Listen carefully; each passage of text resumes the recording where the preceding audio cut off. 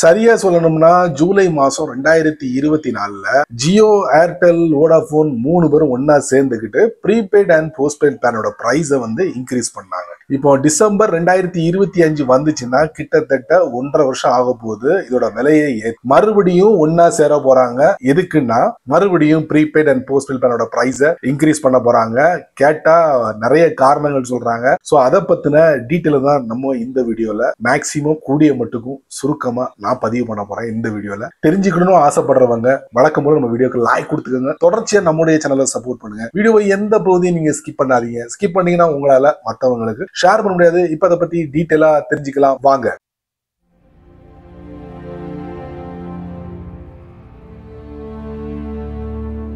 சரியா சொல்லணும்னா ஆகஸ்ட் மாசம் 2025ல ஏர்டெல்லும் ஜியோவும் சேர்ந்து என்ட்ரி லெவல் பிளானை ரிமூவ் பண்றாங்க. 249.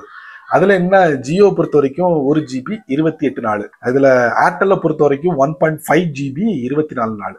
2 பேரும். வோடாபோன் ஐடியாவை எடுத்துக்கிட்டீங்கன்னா அவங்க என்ட்ரி பிளான்னு சொல்லிட்டு 99 ரூபாய் காலங்காலமா வச்சுக்கிட்டு இருக்காங்க. ஸோ அவங்கள வந்து இதுல நம்ம சேர்க்க வேண்டாம். சரி, இதெல்லாம் எதுக்கு அப்படின்னு பார்க்கும்போது டக்குன்னு நியூஸ் வந்து லீக் அவுட் ஆகுது. இந்த மாதிரி டிசம்பர் 2025ல நாங்க பிரைஸை இன்க்ரீஸ் பண்ண போறோம் அப்படின்னு நியூஸ் வெளியே வருது. எதுக்கு? ப்ரீபெய்ட் அண்ட் போஸ்ட்பெய்டுக்கு. அதை விட்டா 2026ல ஸ்டார்டிங்ல நமக்கு ஒரு இனிப்பான செய்தி கொடுக்க போறாங்க.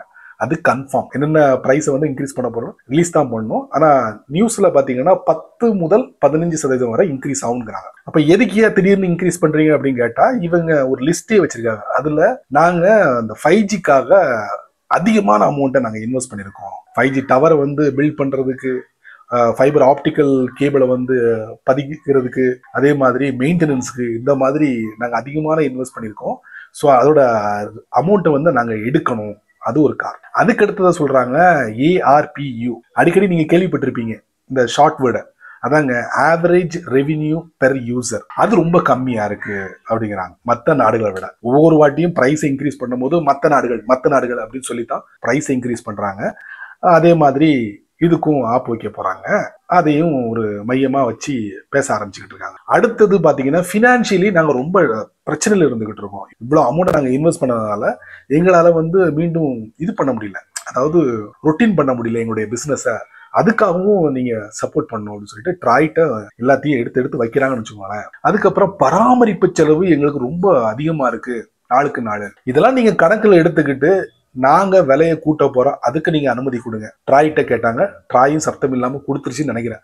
அதான் தைரியமா நியூஸ் எல்லாம் வெளியே வந்துகிட்டு இருக்கு. எனிவே ஒவ்வொரு கம்பெனியும் இந்த 5Gக்காக எவ்வளவு இன்வெஸ்ட் பண்ணிருக்காங்க? கிட்டத்தட்ட ஒரு 88,000 கோடி ரூபாய் ஜியோ இன்வெஸ்ட் பண்ணிருக்காங்க. இப்போ ஏர்டெல்ல பொறுத்த வரைக்கும் 43,000 கோடி ரூபாய் சொல்றாங்க. இப்போ வோடாபோன் ஐடியா நாங்களும் அதுல பங்கு எடுத்துக்கிட்டோம்னு சொல்லிட்டு ஒரு 18,000 கோடி ரூபாய் இன்வெஸ்ட் பண்ணிருக்காங்க. சரிங்களா? இப்படியா போய்கிட்டு இருக்கும் போது இந்த ARPU ஒவ்வொரு கம்பெனியும் மாசம் ஒரு யூசர்ட்ட இருந்து எவ்வளவு அவங்களுக்கு கிடைக்குது. இதுல பாத்தீங்கன்னா ஹைலைட்டான விஷயம், ஜியோக்கு தான் சப்ஸ்கிரைபர் அதிகம். ஆனா ஜியோட ARPU வந்து ரொம்ப கம்மியா இருக்கு. ஏர்டெல் காரனுக்கு தான் ARPU அதிகமா இருக்கு. ஏர்டெல் காரனுக்கு ARPUட அமௌண்ட் எவ்வளவுன்னு பாத்தீங்கன்னா பெரிய யூசர்ட்ட இருந்து 256 ரூபாய் கடைசியா அவங்களுக்கு கிடைச்சது. அதே மாதிரி ஜியோவை பொறுத்த வரைக்கும் கடைசியா அவங்களுக்கு கிடைச்ச ARPU வந்து 211 ரூபாய். வோடாபோன் ஐடியாவுக்கு வந்து 180 ரூபாய். ஒரு நபர்கிட்ட இருந்து இவங்களுக்கு மாதாந்திரமா கிடைக்கக்கூடிய ஒரு அமௌண்ட்டை சொல்றாங்க. சரி, இதெல்லாம் எங்களுக்கு பத்த மாட்டுக்கு அப்படிங்கிறது தான் இவங்களுடைய வாதமா இருக்கு. அப்புறம் என்னங்க, இதாங்க, வேற ஒண்ணும் இல்லைங்க.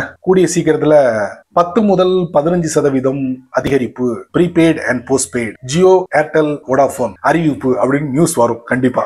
டிசம்பர் மாசம் 2025 இல்லைன்னா 2026 தொடக்கத்துல உங்களுக்கு ஒரு இனிப்பான செய்தி காத்துக்கிட்டு இருக்கு. வெயிட் பண்ணுங்க. சரி நண்பர்களே, இந்த வீடியோவை நீங்க ரொம்ப பொறுமையா நீங்க வாட்ச் பண்ணிருப்பீங்க.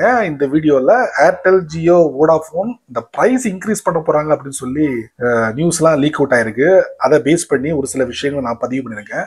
நீங்க தெரிஞ்சிருப்பீங்கன்னு நினைக்கிறேன். நீங்க மட்டும் தெரிஞ்சுக்கிட்டா நல்லா இருக்காது. அதனால யாரெல்லாம் இந்த மூணுல ஏதாவது ஒரு கம்பெனியை பயன்படுத்துறாங்களோ அவங்களுக்கெல்லாம் ஷேர் பண்ணி விடுங்க. அவங்களும் தெரிஞ்சுக்கிட்டுமே. சரிங்களா? நீங்க நம்ம சேனலுக்கு புதுசா இருந்தீங்கன்னா வழக்கம் போல வீடியோ கீழே யூடியூப்காரன் நிறைய பட்டனை கொடுத்துருக்கா. இருந்தாலும் அங்க ஹைப் அப்படிங்கிற பட்டனை பாத்தீங்கன்னா தட்டி விட்டுக்கோங்க. அது கீழே கமெண்ட் செக்ஷன் இருக்கு. இதை பத்தி தரமா உங்களுடைய பதில நல்ல ரீதியில பதிவு பண்ணுங்க. பிடிச்சா லைக் பண்ணுங்க, பிடிக்கலனா அன்லைக்.